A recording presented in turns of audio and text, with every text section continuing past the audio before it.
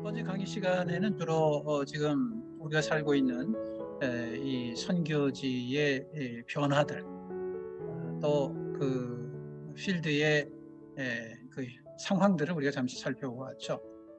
이제는 이러한 변화 속에서 우리가 선교적인 측면에서 우리에게 다가오는 굉장히 중요한 몇 가지 선교적인 주제가 있습니다. 이 부분을 좀 다뤄보려고 하는데요. 첫 번째는 우리에게 다가오는 기회가 어떤 것인가. 그것은 무슬림 개종 이외의 변화라고 하는 것입니다. 이미 우리가 그 중동의 변화를 제가 첫 번째 강의 시간에 얘기를 했죠. 이 중동의 변화는 새로운 모슬렘 선교의 문을 여는 그러한 시발점이 되었다. 과거에 8, 900년 동안 수많은 기독교 단체나 또 교단이나 또 국가들이 이 복음을 전했지만은 이렇다 할 말 결과를 얻지 못했습니다. 그러나 이 10년에 걸친 이 아랍의 봄으로 출발했던 이런 중동의 변화는 지금 상당한 또 많은 모슬렘들이 난민이 되어서 그들 속에 새롭게 자유를 얻고 또 복음화를 받아들여서 이제는 당당하게 모슬림이었던 이들이 이제 기독교인이 되어서 살아가는 이러한 이 복음의 역사들이 일어나고 있다는 것이죠. 결국은 이것은 우리에게 새로운 기회고 새로운 도전이 아닐 수가 없습니다. 그런 측면에서 이제는 과거에는 모슬렘 사역이 굉장히 힘들고 어렵다라고 그렇게 우리가 받아들여졌습니다. 그리고 그 모슬렘 선교를 위해서 헌신했던 또 파송받았던 선교사의 숫자도 그렇게 많지는 않았죠.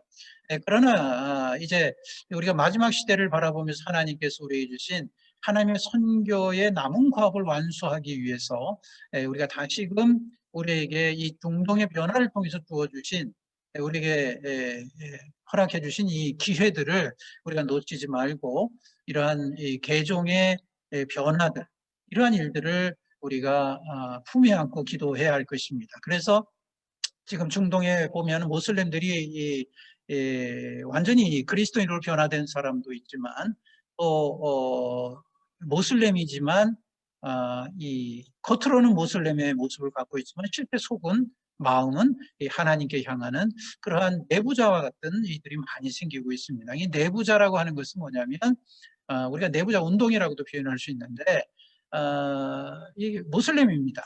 그러니까 모슬렘권에서 많은 사람들이 모슬렘으로 서로 이렇게 생활을 하고 있는 것이죠. 그러나 그 사람의 신앙은 겉은 모슬렘이지만 신앙은 100% 하나님을 섬기고 기도할 때도 동일하게 모슬렘과 같은 표현을 갖고 있지만 액션을 취하지만 실제는 하나님께 기도하고 또 이런 그리스도의 복음을 전하는 이런 그 내부자 운동들이 일어나고 있는 것이죠. 그런 측면에서 우리가 이 내부자 운동뿐만 아니라 혹은 이 무슬림들의 이 난민들의 모습을 통해서 개종되는 이러한 기회는 어떤 의미에서 보면 이 카이로스 하나님의 때에 맞춰진 우리에게 주신 또 하나의 하나님의 선교의 기회라고 생각을 해서 여러분들도 모슬렘을 향한 또 중동의 이슬람권을 향한 그런 기도의 제목을 품고 함께 나갔으면 좋겠습니다.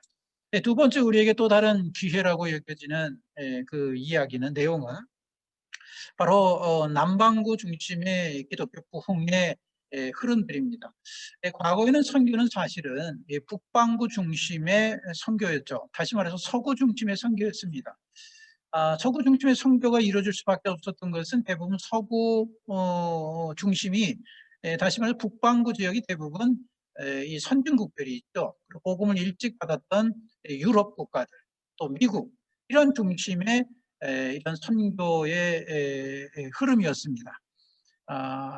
그러나 지금은 이 북반구 중심이 아니라 사실은 남반구 중심의 그러한 선교 부흥이 이루어지고 있죠. 다시 말하면 제3세계 중심의 선교 부흥의 역사가 이루어지고 있는 것입니다. 그래서 여기에는 한국 교회를 포함해서 아프리카 대륙과 또 남미 얼마나 열정적으로 그들이 신앙생활을 하고 있습니까? 이런 아프리카나 남미나 또 한국 유럽과 동남아시아 이런 몇몇 국가들, 이 제3세계 국가들에서 세계 선교를 지금 주도적으로 이루어가고 있다는 것이죠. 그래서 세계 선교 운동의 흐름도 과거에는 서구 중심으로 이루어졌지만 지금은 이제 제3세계 국가 중심으로 모든 것이 이루어지고 있다. 그런 측면에서 보면 이 남은 과업, 하나님의 선교의 마지막의 사명은 결국은 제3세계 국가들을 통해서 이루어진다는 것입니다. 과거에는 백인 중심이었다면 이제는 황색, 유색 인종들에 의해서 이루어지는, 그 다음에 이 선진국들이 아닌 이제는 이 빈민국 중심이었던 제3세계 국가들, 이런 그 흐름들이 이제는 이루어지고 있다는 것이죠. 그런 측면에서 이제는 세계 선교 자체가 이제 북반구나 서구 중심이 아니라 이제 비서구 국가, 그리고 제3세계 국가들에 의해서 지금 전 세계 선교 운동이 이루어지고 있다라고 하는 사실을 여러분들이 이해를 좀 하시면 좋을 것 같아요. 왜냐하면 이제는 사실은 세계 선교의 흐름 역시도 제3세계 국가의 선교학자들 또 선교사들에 의해서 중심이 되어서 지금 이루어지고 있다는 사실. 이것은 어떤 의미에서 보면 하나님께서 우리에게 주시는 또 다른 선교의 그러한 현장들이고, 또 이 일을 또 제3세계 국가, 그 중에 가장 중심 국가인 한국 중심으로 이러한 복음의 역사가 이루어지고 있다는 사실을 우리가 놓치지 말아야 할 것입니다. 그 다음에 이제 또 하나의 기회라고 생각하는 것은 바로 이주민 선교에 대한 패러다임의 변화입니다. 앞서 조금 말씀을 드렸습니다만은 이제 전 세계는 사실은 국경이 무너졌다고 말할 수 있습니다. 뭐 난민들을 통한 그러한 무너짐도 있지만 사실은 지금은 이제 전 세계가 일일권이죠. 이제는 뭐 하루 뭐 길게는 뭐 이틀이 걸릴 수 있습니다만은 비행기로 보면 사실 어디든지 하루 만에 길어야 뭐 한 뭐 12시간, 뭐 한 15시간, 뭐 많게는 20시간 내에 세계 어디든지 갈 수 있는 그런 시대를 맞이하고 있죠. 그러다 보니까 이제는 이 국가의 개념이 그 나라의 국민들만 있는 것이 아니라, 살아가는 것이 아니라 수많은 세계의 사람들이 여러 가지 형태의 모습으로 이제 국가 안에, 나라 안에 들어와서 정착하고 살아가고 있는 그런 시대를 우리가 맞이하고 있는 것이죠. 여러분, 이 도표에 보면 그림은 이 로마 시대를 표현하고 있는 그림입니다.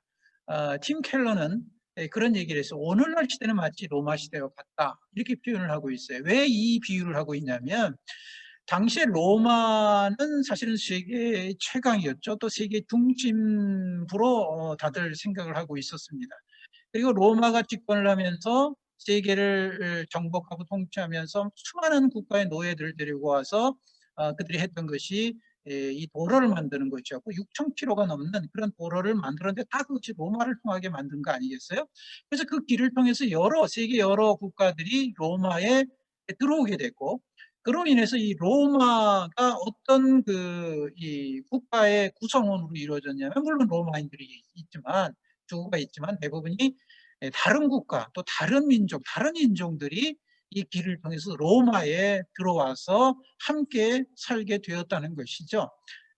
비유적으로 얘기하면 지금 21세기, 저와 여러분들이 살고 있는 이 시대도 동일한 현상입니다. 이제는 뭐 국가 간의 개념보다는 얼마나 수많은 이주민들이 유입이 되고 또 함께 거주하고 있습니까? 우리나라도 이제 곧 300만 시대를 맞이하고 있잖아요. 여러분, 우리가 300만이라는 인구가 적은 숫자가 아니잖아요. 근데 그런 이주민들, 외국인들이 이제는 우리 한국에 들어와서 우리와 함께 더불어 살아가고 있는 그런 시대를 맞이하고 있는 거예요. 그렇기 때문에 이러한 전 세계가 하나가 되고 일일권이 되고 또 국가의 개념이 이제는 다민족의 개념으로, 다국가의 개념으로 살아가고 있는 시대를 살고 있기 때문에, 이런 측면에서 보면 바로 이 다민족, 이주민 선교의 중요성을 우리가 느끼고 또 정책적으로 이런 측면에 있어서 우리가 함께 가야 한다는 것입니다. 왜냐하면 사실은 이주민들이 쉽게 복음을 받아들여요. 여러분, 우리 많은 한국 사람들이 해외에 나가면 제일 먼저 찾는 데가 어디냐면 한국 교회죠. 왜냐하면 한국 교회 가면은 많은 사람 만날 수 있고 거기서 많은 도움을 받을 수 있기 때문에 뭐 신앙을 갖고 있는 사람이든 안 갖고 있는 사람이든 제일 처음 방문하는 것이 한인교회입니다. 왜냐하면 거기에 가야 여러 정보들을 얻을 수 있고 그러다 보니까 그런 한인교회 디아스포라를 통해서 많은 사람들이 복음을 듣고 또 그리스인이 되는 경우들이 많이 있죠. 그런 어떤 취약성들이 있어요. 새로운 나라로 가는 이주민이 되는 그러한 사람들에게는 취약성이 있기 때문에 그들에게 복음을 전하는 굉장히 좋은 기회가 될 수 있다는 것이죠. 다시 말해서 우리나라에 들어와 있는 250만 인구의 이주민들도 우리나라에서 살다 보면 우리나라의 환경이 기독교적인 환경이 굉장히 보편화되어 있잖아요. 그러다 보면 자연스럽게 그들이 교회를 만나게 되고 그리스도인을 만나게 되고 그러다 보면 그들이 이러한 이주민으로서의 그러한 아픔들, 정서적인 그러한 고민들, 그런 타국에서의 그러한 그 마음의 척척함들을 위로해 줄 수 있는 것이 바로 교회이기 때문에 이런 측면에서 우리가 이주민 선교의 중요성을 말하지 않을 수가 없다는 것이죠. 그리고 다양한 민족들이 또 이 국가 안으로 들어오기 때문에 그 안에서 우리가 미전도 종족을 향한 그런 복음의 전도의 기회가 될 수가 있다는 것입니다. 그 다음에 난민들뿐만 아니라 뭐 노동자들, 유학생들 이런 많은 그룹들의 사람들이 이제 예를 들어서 우리나라에 들어오게 될 경우 그들을 통해서 이 제2의 선교사가 될 수 있는 그런 재생산의 이런 전략들이 필요한 것이죠. 어차피 그들이 결혼해서 이 땅에 살지 않는 한은 결국 일정 기간 시간이 흐르게 되면 그들이 돌아가게 돼 있어요. 그럼 돌아가게 될 때에 바로 이곳에서 그들을 그리스도의 제자로 삼아서 그들을 통해서 자기 국가로 돌아갔을 때 그들을 통해서 자기 민족을 향한 복음의 전도자가 될 수 있는 그런 일들을 마련해야 하는 것이죠. 이런 측면에서 보면 오늘날 21세기는 이주민 이 선교 굉장히 중요한 부분이라고 생각이 됩니다. 제가 서두에 말씀드렸듯이 여러분들, 특별히 LMTC 훈련을 받는 여러분들의 책임이 저는 여기에 있다고 봅니다. 해외에 나가는 선교사님들은 정말 모든 것을 포기하고 특별한 부르심 속에 나가요. 그리고 여러분들 중에서도 LMTC 훈련받는 여러분들도 또 나갈 수 있어요. 그러나 대부분의 경우는 여러분들이 교회 안에서 봉사자로서 또 어떤 직분자로서 섬기고 이 한국 안에서 다양한 어떤 선교 공동체에서 사역을 할 수 있습니다. 그런 측면에서 보면 이 LMTC 훈련받은 여러분들이 최고로 적기의 사역이 뭐냐면 외국에서 들어와 있는 이 많은 이주민들을 여러분들이 품에 안고 여러분들이 국내에서 선교사로서 그들을 이 복음을 전하고 선교할 수 있는 그러한 역할들이 이 LMTC 훈련을 받는 여러분들이라고 저는 생각을 합니다. 그런 측면에서 우리에게 새롭게 다가오게 하는 이러한 21세기의 흐름들, 이주민들, 내 곁에 있는 그리고 내 삶의 영역에 있는 수많은 이주민들을 향해서 여러분들이 헌신하고 나아갈 수 있었으면 좋겠습니다. 그런 측면에서 오늘 우리가 살고 있는 21세기의 이 선교를 좀 이해를 해볼 필요가 있는데 정리를 해보면 이런 것입니다. 첫 번째는 서구 중심에서 이제 비서구 중심의 선교의 시대를 맞이하고 있다라는 것입니다. 앞서 말씀드렸듯이 지금은 이제 남반구 중심의 다시 말해 제3세계 중심의 국가 중심들로 이루어진 선교의 흐름들로 이어가고 있다는 것이죠. 거기는 뭐 아프리카라든지 또 남미라든지 그리고 한국이라든지 뭐 중국이라든지 여러 가지 이런 그 3세계 국가 중심으로 지금 선교가 이루어지고 있다는 것. 여러분들이 이 사실을 알고 그 핵심에 바로 저와 여러분들이 서 있다는 것. 이것을 우리가 꼭 기억했으면 좋겠고요. 두 번째로는 지금의 21세기 선교는 이 종교 중심에서 인구 중심 선교로 전환이 되고 있다는 것입니다. 과거의 선교는 종교 중심의 타켓을 놓고 선교를 했습니다. 예를 들면 이 세계 3대 종교권이 무엇입니까? 힌두교, 또 불교, 그리고 이슬람권이었어요. 그래서 많은 선교사님들이 미 전도 대상인 그들을 향해서 그들이 있는 국가로 많이 파송을 받았습니다. 그래서 우리가 잘 알고 있는 루이스 부시에 의해서 1040, 40창 그런 선교 운동이 있었던 적이 있죠. 그것은 물론 그 펜폴이 14창의 이 선교 이 운동이 뭐 다양한 그 의견이 있을 수 있어요. 긍정적인 부분도 있고 부정적인 부분도 있지만 이 펜폴이가 긍정적인 측면에서 주었던 것은 이제 좀 이 선교를 좀 집중화하는 입장에서 3대 종교권에 맞춰줘서 이 일을 했다는 것이죠. 그래서 펜폴이 14창 안에 있는 북위 10에서 40 사이에 있는 국가들, 지역 안에 사실은 3대 종교권이 포진하고 있었기 때문에 과거에는 그런 종교 중심으로 선교가 이루어졌습니다. 그러나 이제 그 종교 중심의 이 선교의 흐름들이 이제는 인구 중심의 선교로 달라지고 있다는 것입니다.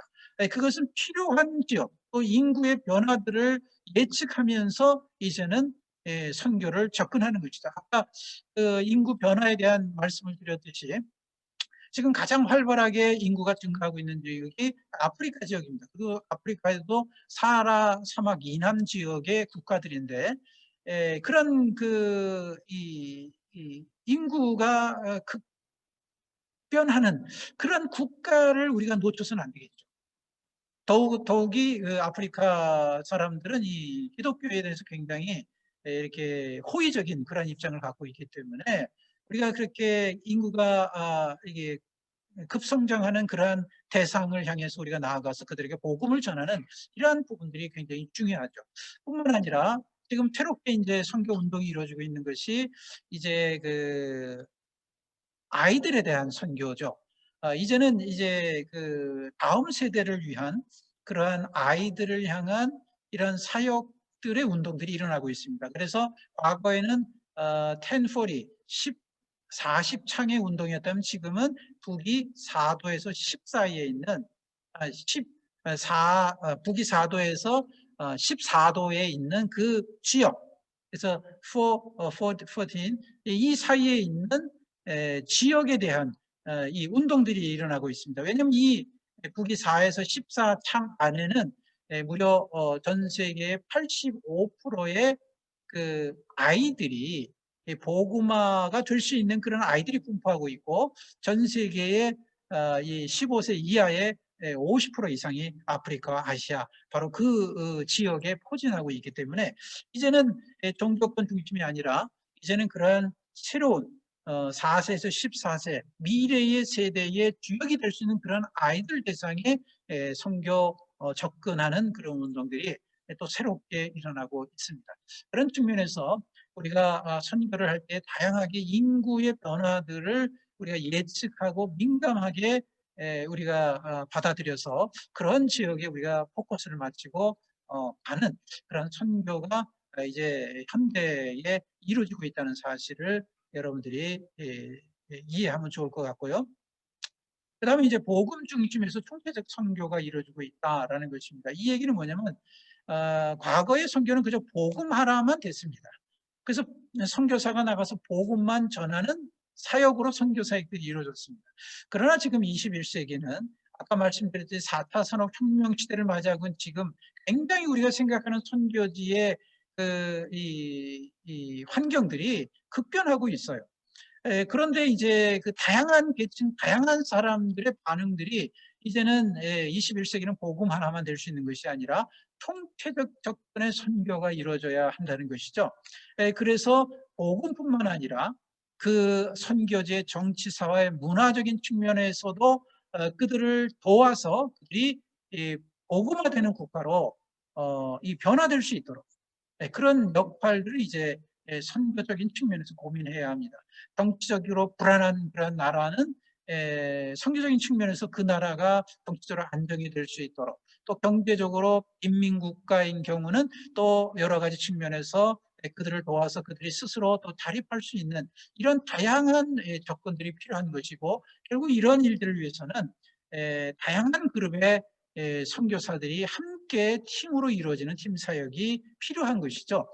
그래서 사실은 지금은 목사 중심의 목사 한 명이 가서 하는 그러한 과거의 시대와는 달리 지금은 이제 다양한 협력 네트워크를 통해서 팀 사역으로 함께 가는 사역들이 필요하다는 것입니다. 그래서 여기에는 21세기는 전문의 시대라고 말씀을 드렸던 이유는 이제는 목회자뿐만 아니라 여러분들 같은 평신도 전문인 선교사들이 함께 다양한 그룹, 다양한 분야의 이 재능이 있는 분들이 동원이 되어서 함께 팀을 이루어서 이제 총체적으로 그 선교지의 정치, 사회, 경제, 문화를 변화시킬 수 있는 그런 다양한 접근 방법의 선교 전략들이 필요한 시대를 우리가 맞이하고 있다는 것입니다.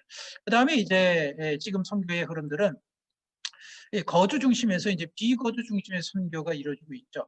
과거에는 대부분 거주 중심이었습니다. 선교사가 선교를 하려고 하는 그 대상 국가 그 현지인들을 대상으로 함께 거주하면서 일을 해왔어요. 그러나 여러분 지금 코비드 이후의 상황도 변화될 것이지만 최근에 들어와서 여러 국가에서 굉장히 이 자민족 자국가를 위한 민족주의가 강화되고 있죠.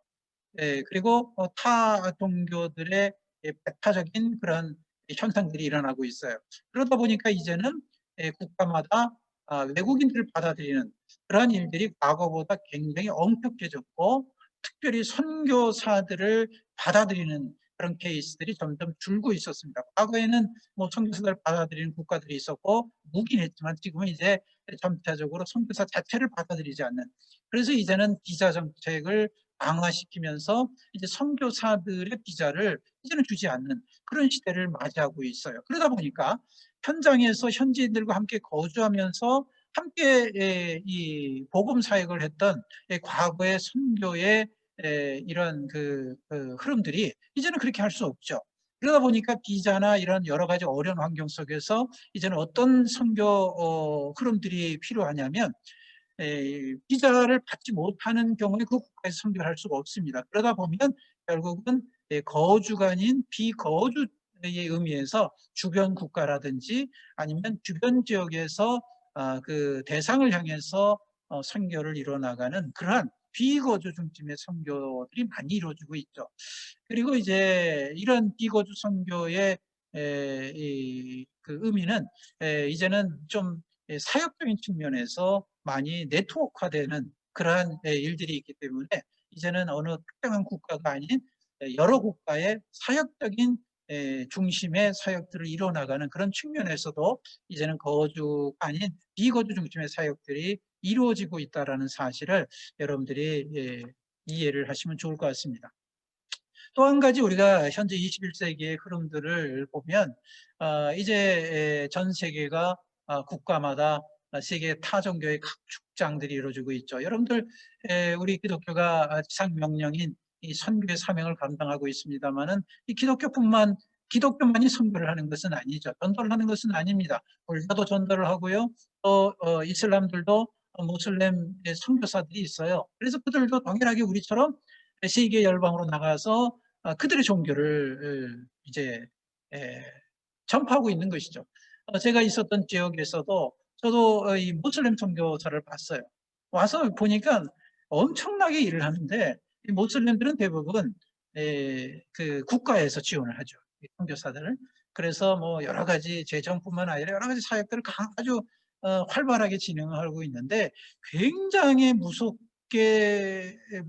무서울 정도로 그렇게 자기네 종교를 전파하는 그런 모습들을 제가 옆에서 본 적이 있습니다.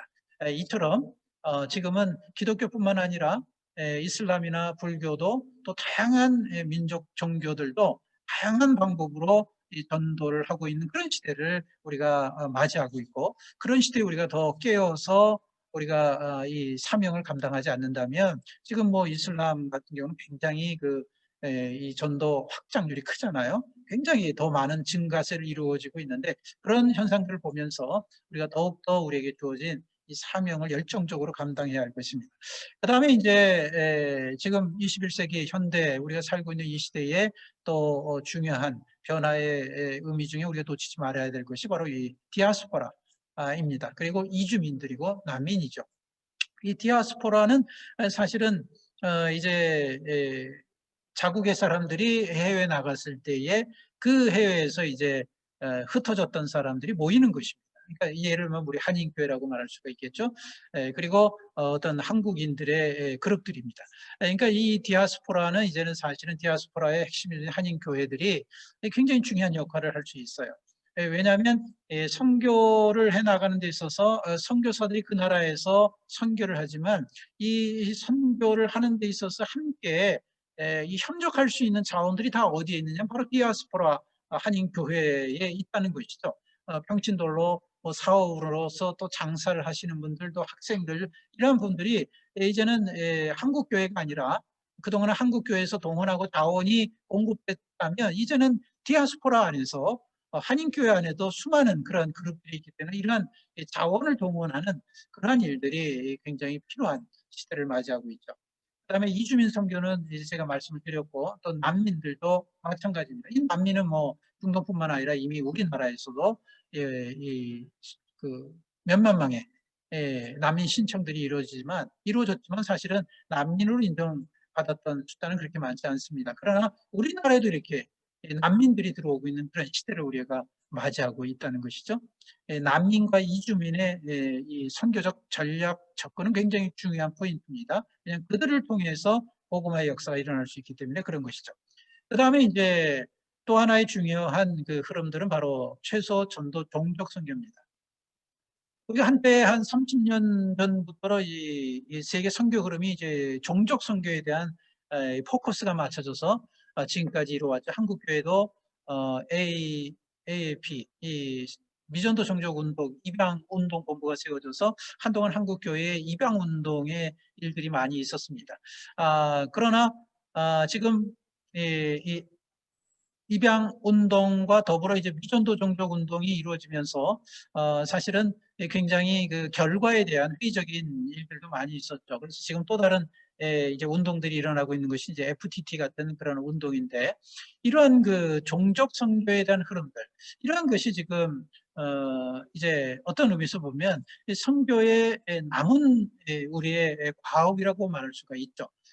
그래서 이제는 전 세계의 선교 흐름은 선교 운동의 흐름은 이제 국가적인 개념은 사라졌죠.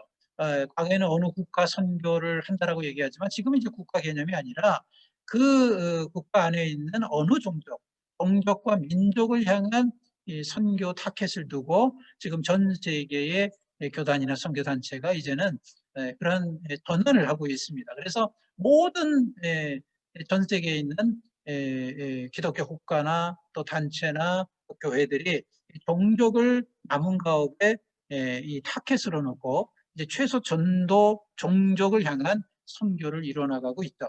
한국 교회도 마찬가지고 저희 GMS도 4대 비전이 있습니다만 그중에 첫 번째가 바로 최소 전도 종족을 향한 선교입니다. 그만큼 우리에게 마지막 밥이라고 말할 수 있는 선교이기 때문에 이 일에 많은 이들이 또 동원돼야 할 필요가 있죠. 자, 그 다음에 이제 중요한 것이 바로 선교적 교회입니다. 이 선교적 교회라고 하는 말은 뭐냐면 여러분 교회 본질은 선교입니다. 하나님께서 사도행전에 교회를 탄생시켰는데 탄생시켰던 목적은 분명했어요. 뭐냐면 복음을 전하는 사명을 교회에 주신 것입니다. 그래서 교회가 탄생된 겁니다. 물론 교회 안에서 목회적인 개념에 성도가 교제하고 훈련을 받고 또 복음을 전하는 이런 다양한 일들이 필요하죠. 그러나 교회의 본질은 처음부터 끝까지 바로 선교에 맞춰져 있는 것. 그것이 하나님께서 지상명령을 부여한 교회의 역할이죠. 그러나 우리의 교회의 모습을 보면 과거에는 뭐 현재까지도 그런 경우 있지만 사실은 교회의 본질이 선교임에도 불구하고 이 선교를 교회 중심에 놓지 않는 교회들이 너무나 많다는 것입니다. 이게 참 안타까운 일인데 그러나 정말 이 시대에 우리가 놓치지 말아야 할 것은 하나님이 세운 이 땅의 지상교회의 본질적인 목적은 하나님이 우리 주님께서 우리에게 주신 지상명령을 이루어가는 목적이 바로 이 교회의 존재의 목적이라는 사실을 우리가 잊지 말아야 될 것입니다. 그래서 단순히 선교를 하는 교회가 아니라 교회 자체가 선교고 교회 자체가 선교로 출발해서 모든 것이 이루어지는 그러한 교회로서의 모습들이 오늘날 필요하다는 것입니다. 여러분, 선교사는요, 선교사가 선교를 하는 게 아닙니다. 복음이라는 의미에서 보면 선교는 누가 하는 것이냐? 교회가 하는 거예요. 왜냐하면 하나님께서 교회에 그 사명을 주신 것이고 위임하신 것이고, 교회는 교회를 대표해서 선교사를 파송하는 것입니다. 그렇기 때문에 사실은 선교사는 파송한 교회와의 관계 속에서 굉장히 밀접한 관계 속에서 소통하고 동역하는 입장이 되어야만 하는 거예요. 이것이 만약에 분리되고 선교사는 선교사 나름대로 혼자 선교하고 교회는 교회 역할 중에 그저 뭐 후원하고 기도하는 이런 역할을 한다면, 그것은 교회도 마찬가지고 선교사도 올바른 선교를 할 수가 없죠. 왜? 출발이 다르기 때문에. 그렇기 때문에 우리가 분명히 기억해야 될 것은, 교회는 본질적으로 선교로 인해서 태동된 것이고, 그러므로 교회는 선교적 교회가 될 뿐만 아니라 파송을 받은 선교사 역시도 교회와 협력 관계를 통해서 함께 선교 현장에 복음을 전하는 그런 역할들이 우리에게 필요하다라는 사실입니다. 그래서 최근에는 이제 선교적 교회에 대한 용어로 인해서 많은 교회들이 이제 본질로 회복되는 그러한 흐름들이 많이 있다는 사실을 우리가 느낄 수 있을 것입니다. 자, 세계 선교를 위한 한국교회의 진단, 그런 측면에서 보면 우리가 우리 스스로, 교회뿐만 아니라 우리 선교사들을 우리 스스로를 좀 점검해 볼 수 있는 필요성이 있죠. 여러분, 그 선교를 위한 한국교회는 다양한 측면에서 역할을 감당해야 됩니다. 첫 번째는 사회적 측면이죠. 여러분, 교회는요, 사회에 책임감을 갖고 또 이 신뢰를 줄 수 있는 그런 교회가 되어야 됩니다. 최근에 우리가 이 코로나19로 인해서 한국이 참 어려움을 겪었죠. 뭐 이거는 전 세계적으로 함께 겪고 있는 내용이지만, 그런데 우리가 한국 사회에 이 어려움을 겪는 그런 상황 속에서 어떤 의미에서 보면 이 기독교가 참 욕을 많이 먹고 있어요. 물론 이 예배에 대한 부분 때문에, 주일 성수에 대한 부분 때문에 여러 가지 생각들이 다를 수 있습니다. 그런데 대부분의 경우는 이 정부의 지침에 협력하면서 우리가 예배를 드리고 있습니다. 그러니까 예배의 본질적인 문제에 대한 고민들을 우리가 사실은 하고 있는 것이죠.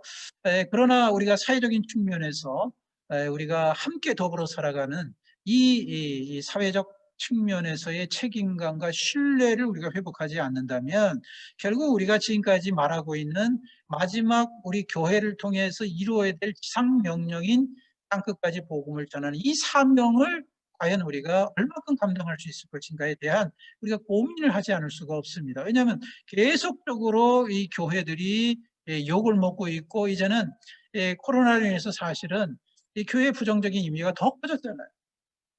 그리고 이미 뭐 비대면으로 가면서 실제 교회마다도 거의 뭐 20, 30%는 거의 떨어져 나간 상태가 됐어요.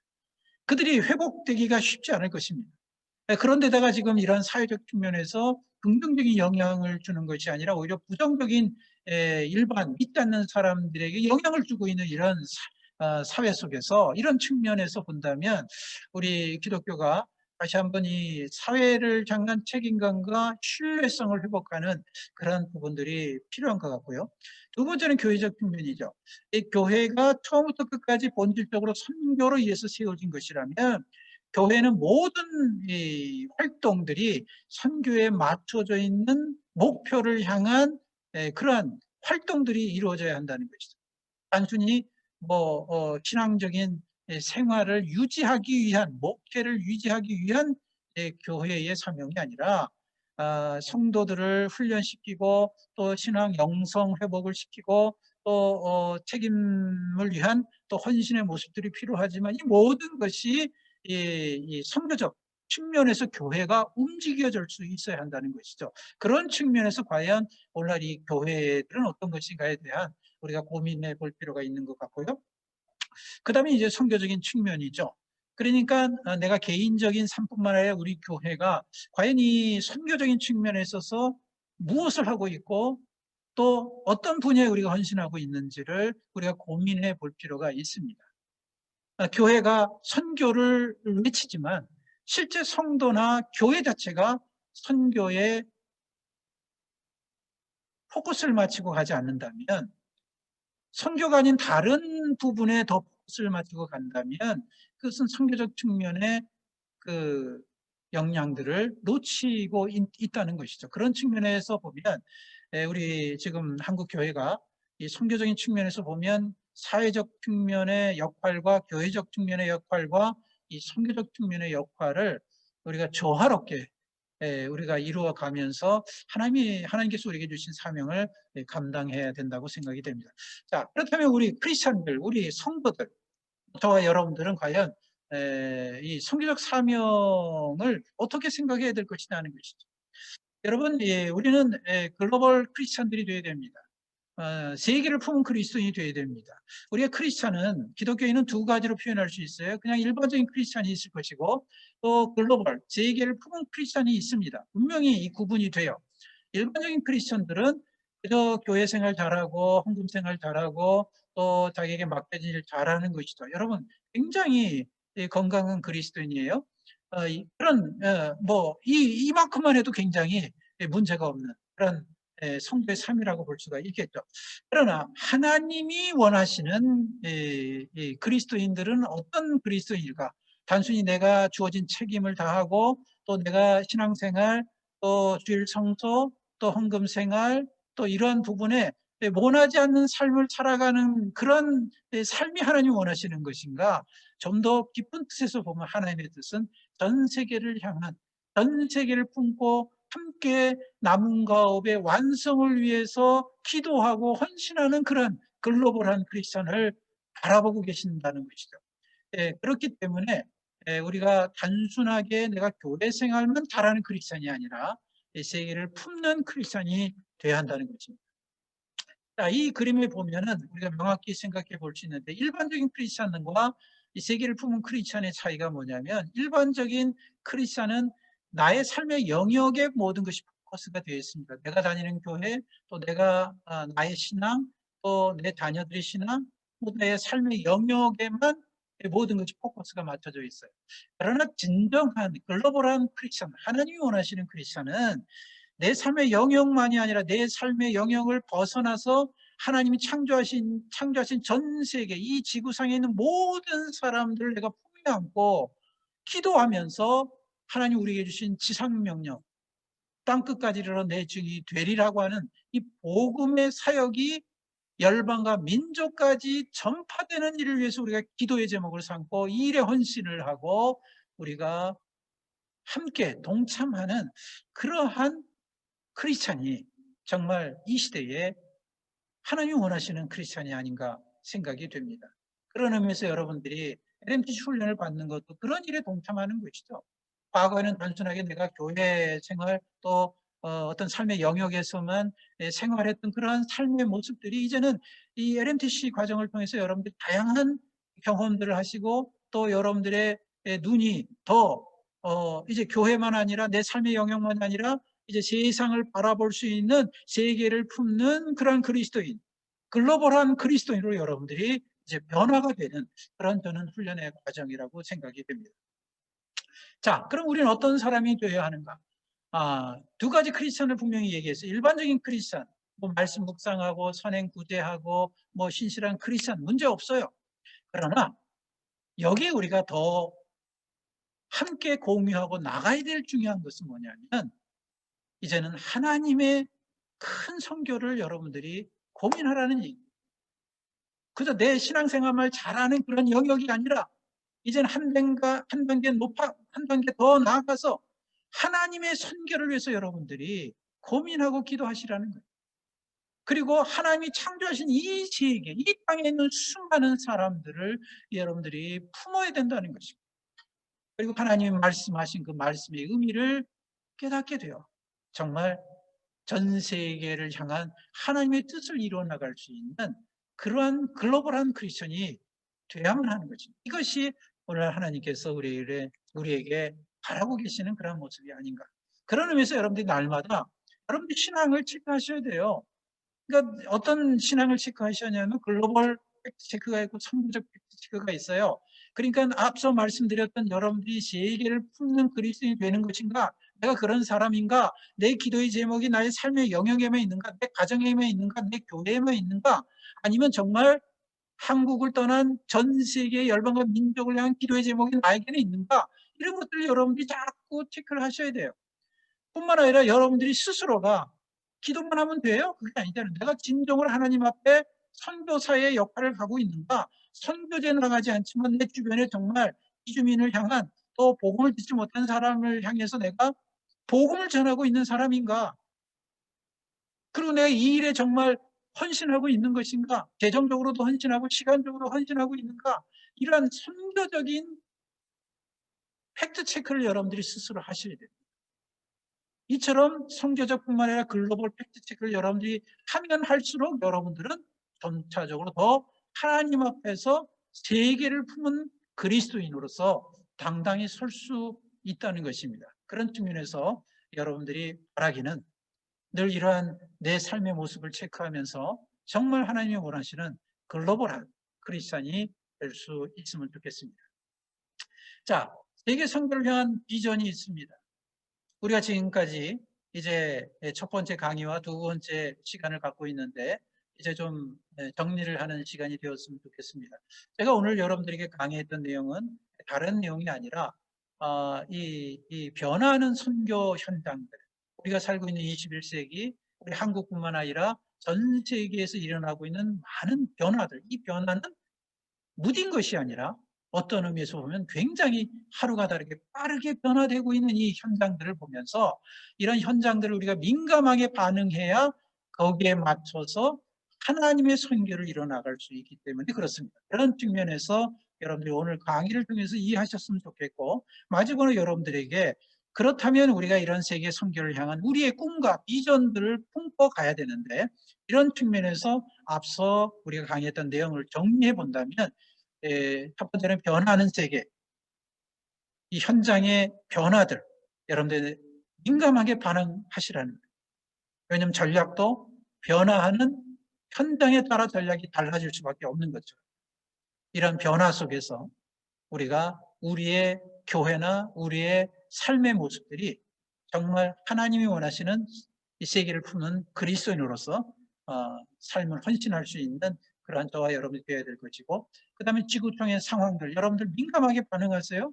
우리 한국뿐만 아니라 뭐 미국의 변화들, 또 중국의 변화들, 또 동남아시아 변화들, 또 유럽의 변화, 이런 이 지구촌의 상황의 변화들, 이런 변화들 속에서 우리가 놓치지 말아야 될 것은 바로 하나님의 때라는 거예요. 카이로스. 하나님께서 이 세계를 변화시키는 변화의 과정을 통해서 우리에게 주신 그 선교의 사명을 감당하는 것이 우리의 사명이에요.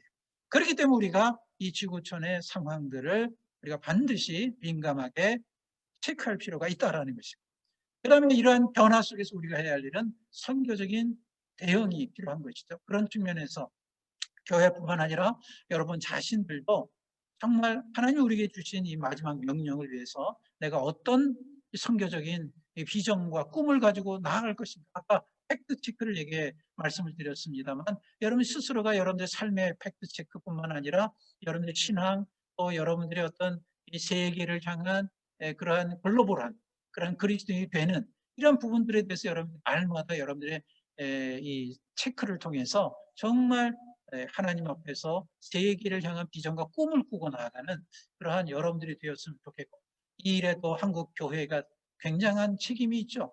왜냐하면 교회가 선교를 하는 것입니다. 그렇기 때문에 성도들이 건강해야 되고 교회가 건강해야 되고 또 교회를 통해서 파송받는 선교사들이 건강해야 하는 것이죠. 이것이 세계 선교를 향한 우리의 비전이 되어야 되고, 이를 위해서 우리가 함께 기도하며 나가야 될 줄로 생각이 됩니다. 마지막으로 이 말씀을 드리고 오늘 강의를 좀 정리를 하겠습니다. 여러분, 우리는 역사상 가장 위대한 시대를 살고 있습니다. 저는 이 문장을 정말 좋아해요. 왜냐하면 저와 여러분들은요, 그냥 어쩌다가 이 시대를 살아가는 것이 아니라 하나님께서 하나님의 카이로스, 하나님의 때에 따라서 21세기 2021년 여러분들과 저가 살아가고 있는 것이고, 특별히 여러분들이 LMTC 훈련을 받는 것도 하나님의 섭리 속에 훈련을 받게 되는 거예요. 저는 우리가 살고 있는 이 시대는 정말 가장 위대한 시대라고 생각이 돼요. 왜? 하나님의 남은 과업을 감당할 그 사명이 우리를 통해서 이루어질 수 있기 때문에 그러한 측면에서 보면 우리는 정말 해피하고 정말 위대한 시대 속에 살아가는 사람들. 저는 여러분들이 그러한 그 좀 다짐과 그리고 좀 행복하게 여러분들이 신앙생활 했으면 좋겠어요. 나를 통해서 하나님의 나라가 완성되는 그런 시대에 내가 살고 있다. 그리고 내가 그 시대에 그 일을 위해서 내가 사용되어진다면 그만큼 나의 삶의 행복함이 없을 것입니다. 이런 부분들 여러분들이 생각하시면서 우리는 가장 위대한 시대, 여러분들 가장 위대한 시대에 살아가고 있다는 거예요. 그리고 동시에 여러분들을 나를 통해서 이루어질 향후에 성취될 하나님의 놀라운 일들을 생각한다면 얼마나 기대가 되겠어요. 여러분, 하나님의 말씀은 약속입니다. 여러분 성경에 보시면 창세기부터 모든 과정들이 하나님이 말씀하시고 약속하신 그 약속들이 시대에 따라서 하나하나 다 이루어졌고 지금까지 온 거예요. 그리고 마지막에 우리에게 말씀하신 대로 우리 주님께서 다시 이 땅에 재림하시는 그날까지 그 일도 반드시 이루어질 거예요. 그 약속들이 이루어지는 일들을 우리가 보게 되는 거예요. 지금까지 우리가 지금 한국교회를 통해서 우리의 헌신을 통해서 이루어졌던 많은 일들도 결국 그 약속대로 하나하나 우리는 잘 모르지만 시간이 지난 후에 몇 년 뒤에 보면 그것이 이루어지고 있잖아요. 그런 측면에서 보면 하나님께서 우리에게 주신 이 선교의 사명을 온전히 감당하게 된다면 나를 통해서 우리 교회가 향후 몇 년 뒤에는 변화될 것이고 세계 선교가 변화될 것이고 또 세계 현장이 변화될 것이라고 하는 이러한 확실한 그러한 꿈과 비전을 가지고 나아갈 때에 하나님의 역사는 반드시 이루어질 것이고 그로 인해서 우리가 정말 하나님 앞에 영광을 돌릴 것입니다.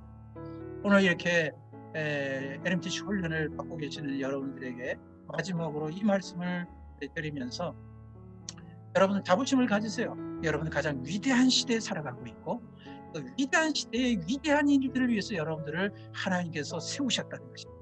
그리고 그 위대한 일들이 여러분을 통해서 향후 1년, 2년, 5년, 10년 뒤에 이 땅에서 반드시 이루어질 것이다 라고 하는 이 사실을 여러분들이 잊지 마시고 여러분들이 최선을 다해서 여러분들 삶의 자리에서 하나님의 영광을 위해서 살아가는 여러분들이 되시기를 간절히 바랍니다.